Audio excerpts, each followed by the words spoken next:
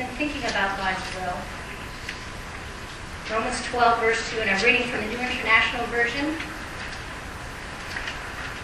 And it says this: "Do not conform any longer to the pattern of this world, but be transformed by the renewing of your mind.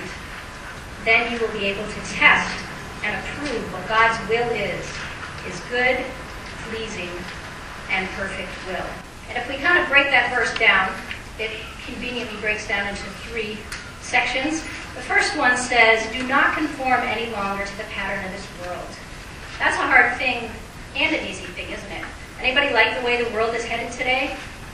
We see a lot of things wrong, don't we? But yet, for some reason, we have a hard time kind of breaking away from the pattern of this world and what our friends are doing. And I'm not just talking about the young people. Even as adults sometimes, it's hard to stand out and be different.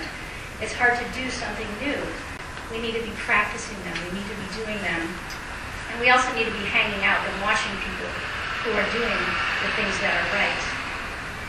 Do not conform any longer to the pattern of this world. We need to be different. We need to dare to be different, and we need to practice doing that. Second part of the verse says, but be transformed by the renewing of your mind. Be transformed. What does it mean to be transformed? To transform means to change. When Adam and Eve sinned, they changed God's intentions for what he created us to be. They changed our course. And so now it is up to us as individuals to change back to what God intended us to be. It's up to us to transform ourselves. And it says to do it by the renewing of our minds. Well, how do we do that? We can change our behavior. We can change our thinking. Romans 12:2, again, do not conform any longer to the pattern of this world, but be transformed by the renewing of your mind. We can change the way that we think naturally. And again, we do that by practicing and hanging out with people who are thinking like thoughts, and who are doing good things, and who are striving to follow God's will. Well, why do we do those things? The third part of the verse explains that to us. Then you will be able to test and approve what God's will is, his good, pleasing, and perfect will. We want to know what God's will is for our lives, don't we?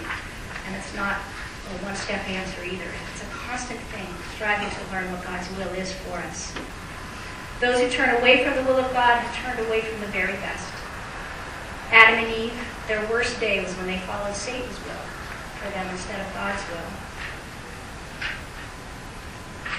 Jonah, the worst day of his life was when he got out of the will of God by boarding a ship that went in the opposite direction of where God asked him to go.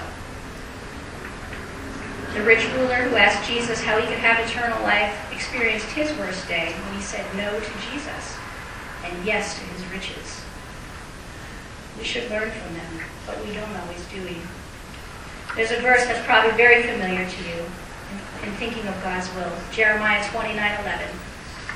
For I know the plans I have for you, declares the Lord. Plans to prosper you and not to harm you. Plans to give you a hope and a future. God has a plan for us. God has a perfect plan for us.